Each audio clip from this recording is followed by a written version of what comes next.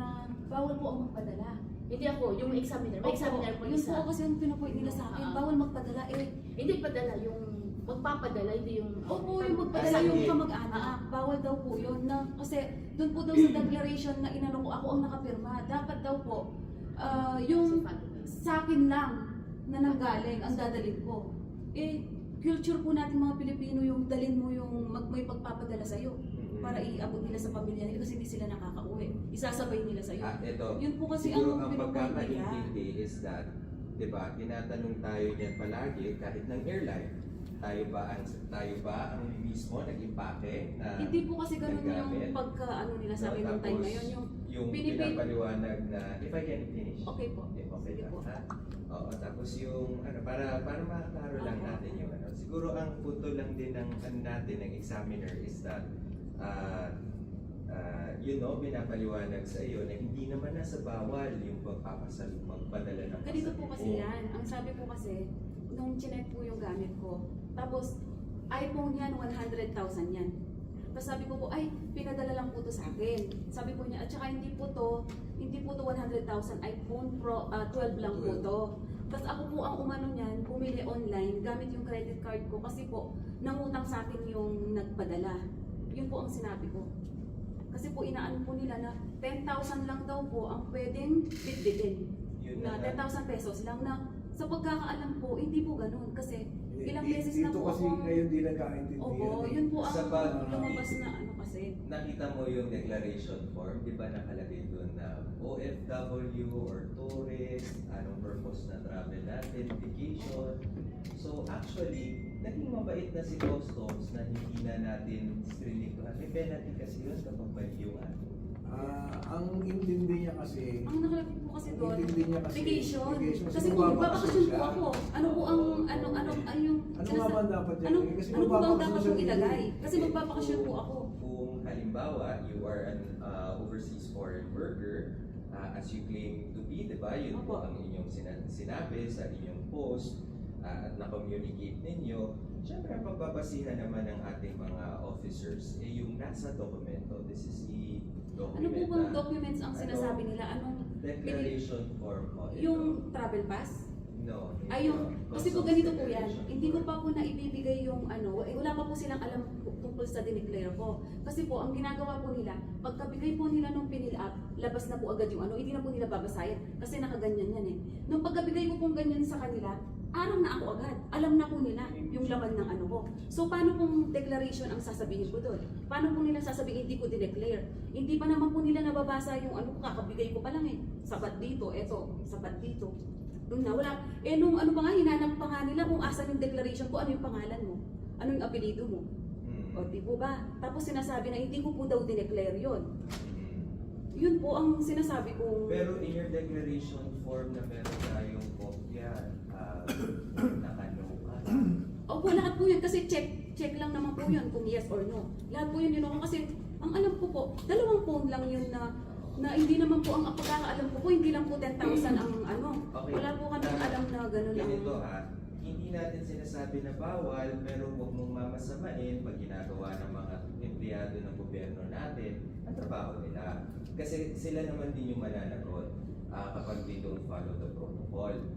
In this particular instance, at ulitin ko lang sa totoo lang, naging matulungin ang ating customs officers. We could have been very strict about it. Yun na lang sa mali na pagdeklara. Nandun ho sa baba ang mga penalties noon.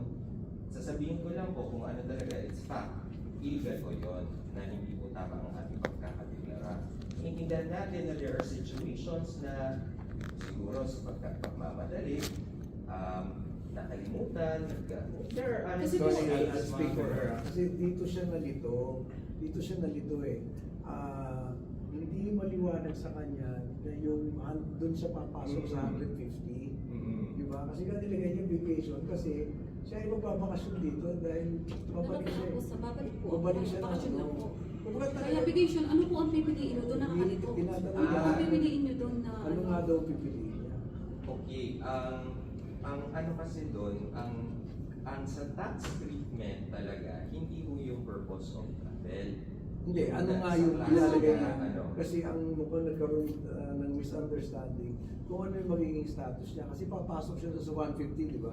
Hindi po doon yun yung Saan ba? control kung vacation or ano yung Hindi, purpose saan sa travel. ba? Saan ba? Whether we are an OFW or we are a tourist, yun po ang nagkocontrol kung ano. So, ang hindi Hindi niya- po ako tourist. Hindi niya, doon tayo nagkaroon ng But misunderstanding. ang chinek mo kasi, Vacation. yes, Ano yung nasa? resident, hindi Eh, OFW. lahat naman po na may contract sa ibang bansa, Ganito- residence po yun. Dito Pag lang 2 tayo, years po dito kayo, lang tayo hindi residence po kasi. nagkaintindihan eh.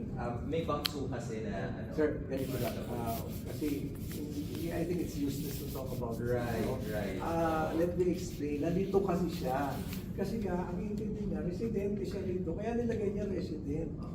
Oo. So, anyway. So, we'll help in the dissemination of That's good. Oo, nandito naman no, partners ng Bureau of Customs sa tao. Pero sana in the future, I don't think, no, prangkahin na lang din kita, hindi ko siguro tama din yung iyong nagawa na you will do that to customs officers, no? Alam mo ba na marami sa kanila na exposed to harm, no, threats?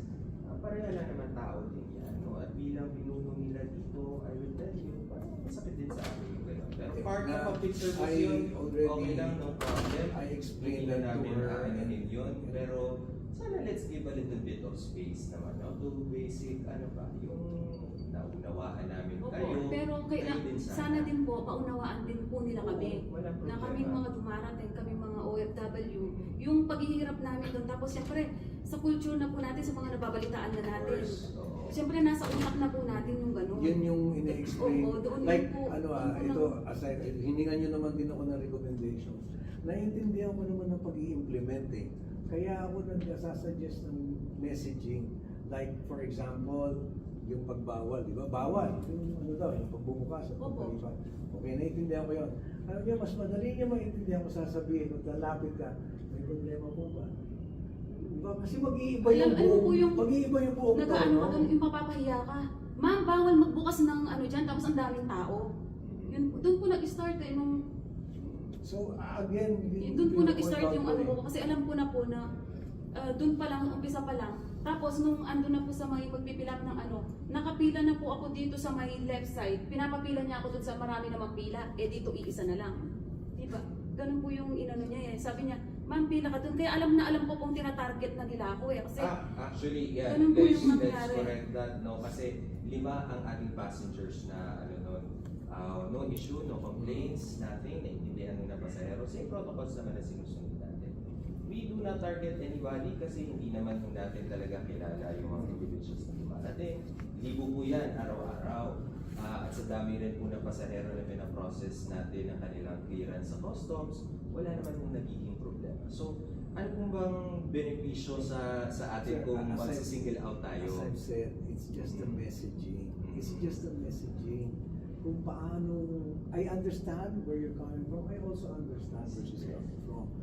Doon sa messaging lang kayo hindi nagkaintindihan.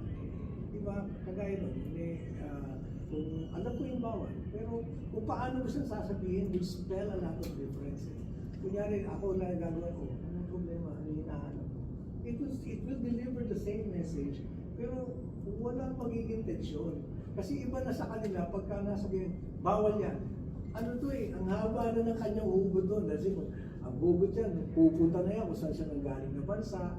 Kasi nga, marami silang dinadanas na gano'n doon. So, ang kanyang pinagagaling, bakit ginaganon din ako dito sa bansa ko? Now, I know hindi nyo sinasadya.